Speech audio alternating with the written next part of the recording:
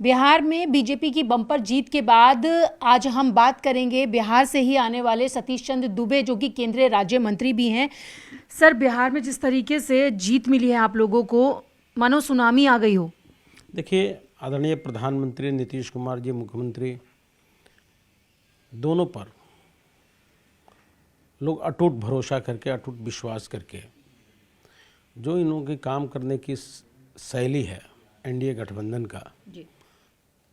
सबका साथ सबका विकास, सब वर्गों को एक साथ लेके चलने का और एक सेवा भाव से काम करने का जो तरीका है, इस तरीके पे पूरे लोग भरोसा किया है और भरोसे के साथ वोट करने का काम किया है। खास करके इसमें महिला लोग काफ़ी एग्रेसिव रहा वोट करने में। प्रतिशत वोट देखिएगा तो कहीं ना कहीं इनका बेहतर रहा है, तो एक रिजल्ट मिला है बहुत अच्छा ढंग से और मजबूत सरकार बना है। तो सर, ये बम्पर जीत का श्रेय किसे जाता है?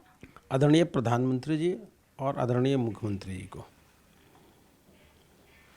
सर, अगर हम बिहार की बात करें तो अब चूंकि अलायंस है वहाँ पे आप लोगों का, तो अब तक तो बड़े भैया के रोल में नीतीश जी थे, लेकिन जीत में जिस तरीके से बीजेपी के पास सीट ज़्यादा है, तो इस बार क्या बड़े भैया का रोल बीजेपी निभाने जा रही है? देखिए, ऐसा है कि हमारा गठबंधन चट्टानी एकता का है और बीजेपी जो कहती है करती है। उसी ढंग से बिहार में हमने नीतीश कुमार के नेतृत्व में चुनाव लड़ा था जी। और उन्हीं के नेतृत्व में सरकार बनाएंगे। सीट अधिक है मेरे पास जी। बीजेपी के पास अधिक सीट है, जी। पहले भी था, लेकिन हम अपनी बात से कहीं पीछे नहीं रहे हैं। आज भी नहीं है, कल भी नहीं है। बिल्कुल सर, आपके नेतृत्व में तो जो 6 सीटें थी वहाँ पर जीत दर्ज हुई है। देखिए, जाने के लिए तो अगल बगल के ज़िला में भी जाने का काम हुआ है। जी। खास करके ज़िला मेरा अपना पश्चिम चंपारण टारगेट था, जी।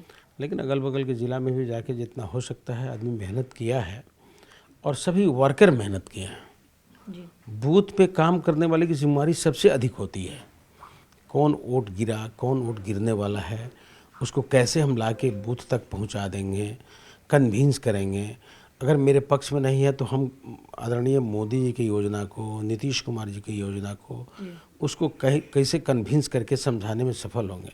तो बूथ लेवल के वर्कर भी बहुत मेहनत किए हैं। वही वर्कर बूथ जीते हैं तो आज हम लोग चुनाव जीते हैं। बिल्कुल सर, कह रहे वर्कर ने जो मेहनत की उसका नतीजा सबके सामने है। लेकिन अगर दूसरी तरफ अगर हम विपक्षी दल की बात करें, जो आप लोगों के अगेंस्ट में था इंडी गठबंधन, वो तो वोट चोरी लगातार कहते रहे। देखिए, उनके पास कोई ब्लू प्रिंट नहीं था जी।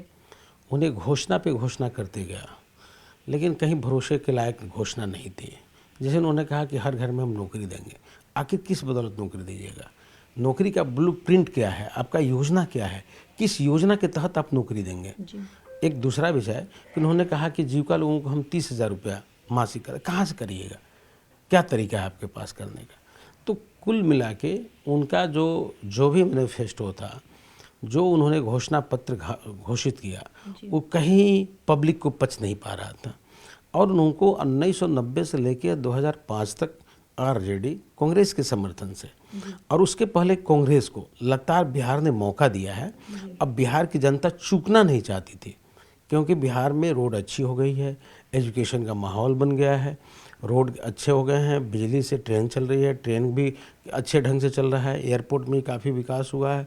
अब हवाई चप्पल पहनने वाले भी हवाई यात्रा करते हैं, एम्स हो गया है, हॉस्पिटल की व्यवस्था बहुत अच्छी हो गई है। तो कुल मिला के विकास हुआ है।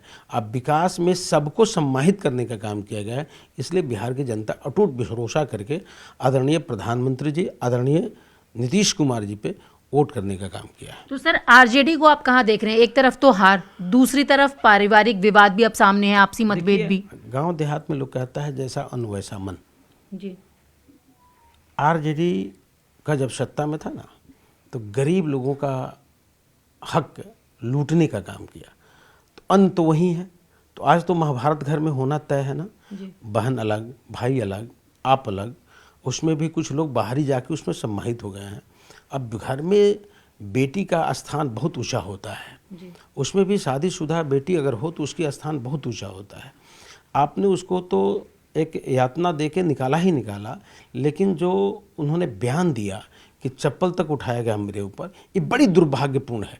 बिहार की हर बेटी अपने आप को अपमानित समझती है।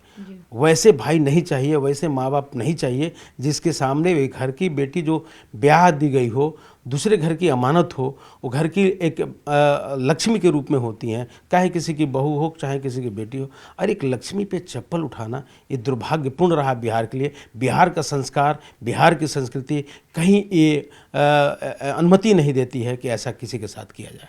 सर, तो जिस तरीके से इंडी गठबंधन में जो राहुल गांधी, अखिलेश यादव, तेजस्वी ये सब लोग थे, अब तो अखिलेश यादव के जो टीम के लोग हैं वो तो कहने लगे हैं कि कमान राहुल से अखिलेश के पास आनी चाहिए।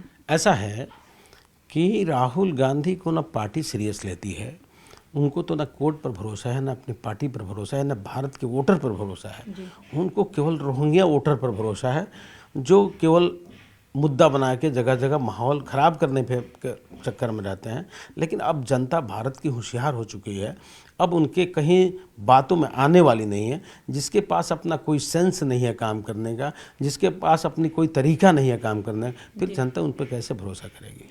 सर, मंत्रिमंडल को लेकर विधायक दल की बैठक भी होने वाली है और जल्द ही शपथ ग्रहण समारोह होगा, तो किस फॉर्मूले पर सर ये सब कुछ होने वाला है? ये लगभग आप जानते हैं कि हम एक कार्यकर्ता के रूप में काम करते हैं। अब भारतीय जनता पार्टी में कोई पदधारक हो, लेकिन एक कार्यकर्ता है और सबका सीमा बांटा गया है। तो अब केंद्रीय नेतृत्व तय करेगा कि कौन मंत्री होंगे, कौन डिप्टी सीएम होंगे, कौन स्पीकर होंगे, ये सब केंद्रीय नेतृत्व तय कर रहा है। बस एक आखिरी सवाल है सर, थोड़ा सा अलग है कि दिल्ली ब्लास्ट के बारे में सबने देखा और जिसमें जो दोषी उमर है उसको इमरान मसूद ने कहा कि भटका हुआ जवान, और अल फलाह यूनिवर्सिटी पे जिस तरीके का एक्शन होने वाला है वो कह रहे हैं कि मुस्लिम संस्थानों को बंद करा जा रहा है, ये सरकार कर रही है।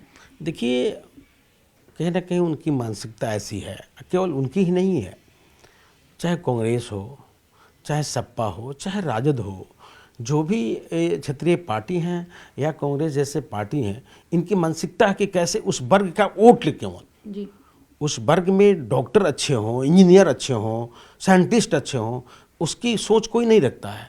कैसे वोट बैंक हम अपना आप में जोड़ लें, इसके लिए सब लोग कुछ कुछ बयान देते जाते हैं। लेकिन अब देश को उस पर नहीं जाना चाहिए। देश एकदम इंजीनियर अच्छा चाहता है, डॉक्टर अच्छा चाहता है, साइंटिस्ट अच्छा चाहता है। जो लोग ऐसे करते हैं उनको सज़ा ऐसी मिलनी चाहिए कि दूसरे भी देख के तड़पे कि ऐसा नहीं करना चाहिए। भारत एक बहुत बड़ा विशाल परिवार है, अब विशाल परिवार के सभी एक पार्ट हैं, लेकिन देश को टुकड़ा करना चाहता है कोई, तो देश नहीं सहेगा।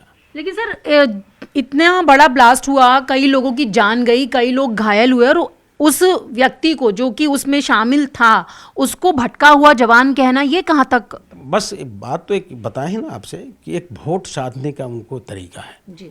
हम कुछ भी बोल के उस वोट को अपना लें, लेकिन भारतीय जनता पार्टी चाहती है कि वैसे लोग को ऐसे दंडित किया जाए कि दूसरा ऐसा काम करने से, घृणित काम करने से कांपे।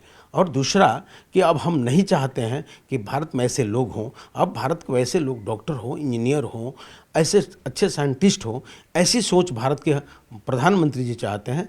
और वैसे अगर कुकर्म जो करता है उसको सज़ा निश्चित रूप से भारत के संविधान के हिसाब से मिलनी चाहिए। तो आपने देखा, ये थे हमारे साथ बात करने के लिए केंद्रीय राज्य मंत्री सतीश चंद्र दुबे, जिनका कहना है कि जिस बम्पर जीत के साथ बिहार में जीत सबके सामने है, तो ऐसे में वहां पर अगर इस पूरी जीत का क्रेडिट देना हो तो वो प्रधानमंत्री नरेंद्र मोदी के विजन और जनता के साथ को जाता है। विजय विशाल के साथ न्यूज़ 18 इंडिया के लिए रचना।